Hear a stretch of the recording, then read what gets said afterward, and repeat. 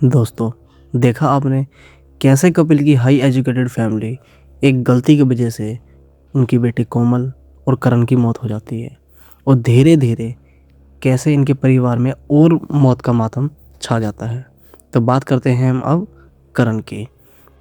दोस्तों, करण की मौत के बाद तो घर पूरी तरीके से टूट चुका था, क्योंकि पहले उन्होंने अपनी बेटी गंवाई थी, फिर उसके बाद करण को अपनी आंखों के सामने मरता हुआ उन्होंने देखा था।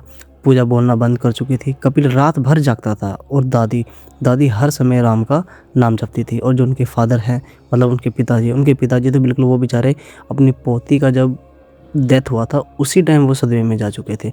लेकिन डर अभी ख़त्म नहीं हुआ था दोस्तों, डर तो अभी और शिकार करेगी उसका। असल में वो अब अपनी आखिरी शिकार के लिए तैयार था। वो 3 आत्माएं, जो पहले जो बच्चे थे, फिर उसके बाद ये दोनों मरे, टोटल 4 आत्माएं हो चुकी थी। और उनका तो जो शिकार करने का तरीका है और जो वो तड़पाने का तरीका है वो तो बहुत ही भयंकर था। कभी कपिल और उनकी फैमिली ने कभी इस चीज़ को फेस ही नहीं किया कि ये कैसे होने वाला था। उसी रात करीब 2:03 पर कपिल को लगा कि उसके कमरे में कोई आया है और वो धीरे से अपनी उसने आंखें खोली। और जैसे ही उसने कमरे के कोने में देखा तो उसने ये देखा कि 3 साए उसके कमरे के कोने में खड़े हैं। और वो उन 3 साए में से कोमल, करण और वो तीसरा बच्चा वो भी उनके साथ खड़ा था। वो तीनों एक साथ ही बोला, अब तुम, मतलब ये बोलकर जैसे ही उसने ये बोला, कपिल ने तो बहुत ज़ोर से चिल्लाया और उसी टाइम पूजा उठ गई। उसने बोला कि क्या हुआ। कपिल ने बोला कि मेरे को वो तीनों बच्चे दिखे जिसमें हमारा बेटा और बेटी भी थे। लेकिन तभी कपिल का शरीर बिल्कुल हवा में उठ गया और वो छटपटाने लगा। दादी ने जैसे ही वो राख फेंकी, असल में वो राख वही थी जो पंडित ने उस टाइम दिया था कि कोई भी अगर किसी को प्रॉब्लम होती है या कोई आत्मा उसको पकड़ लेती है तो ये मंत्र से पढ़ा हुआ राख उसके शरीर पर फेंकना।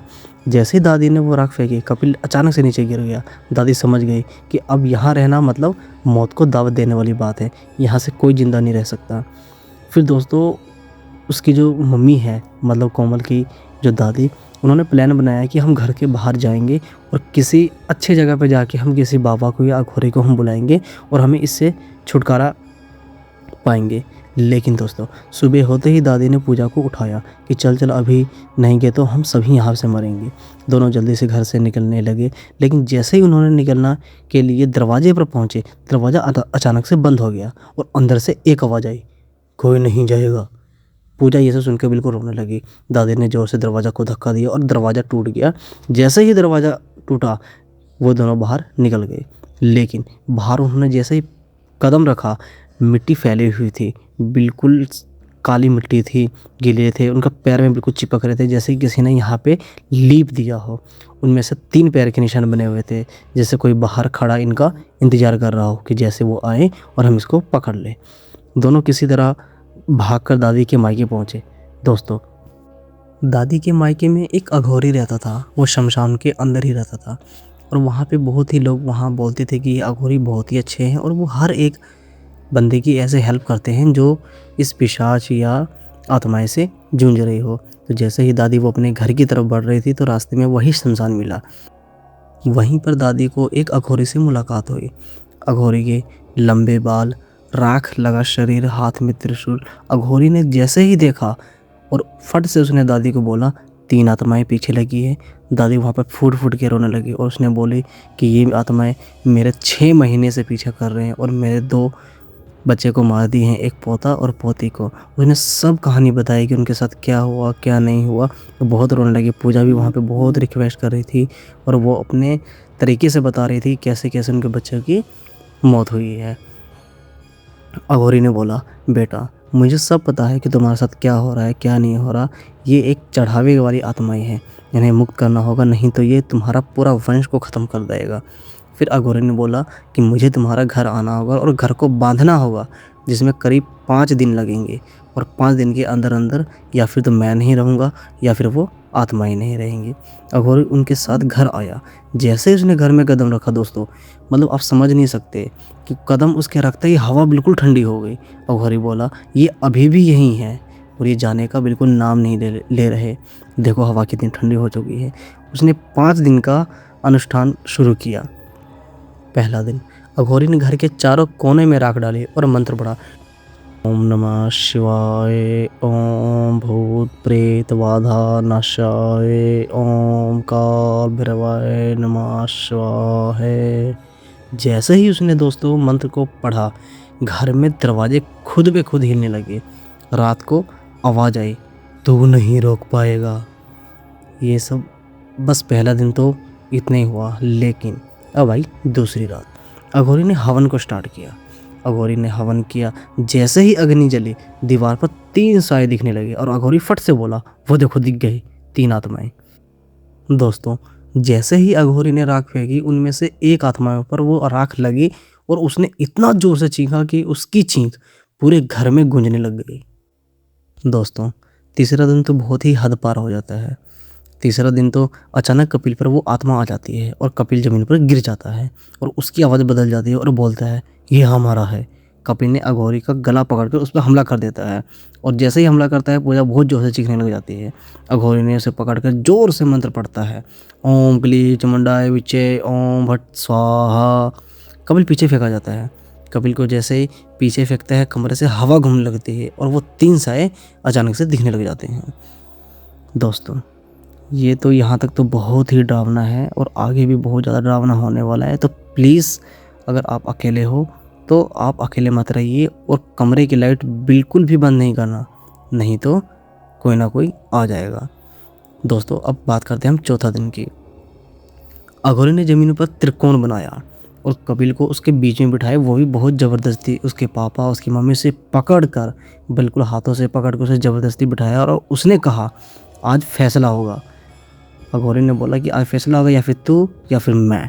और अघोरी ने मंत्र पढ़ना स्टार्ट किया।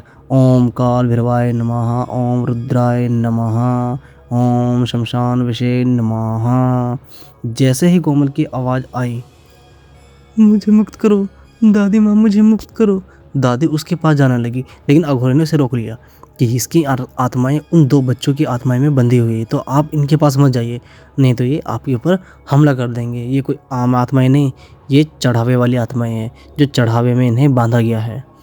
दोस्तों, अब आती है अंतिम रात, मतलब 5वां दिन, जैसे कि अघोरी ने बोला था।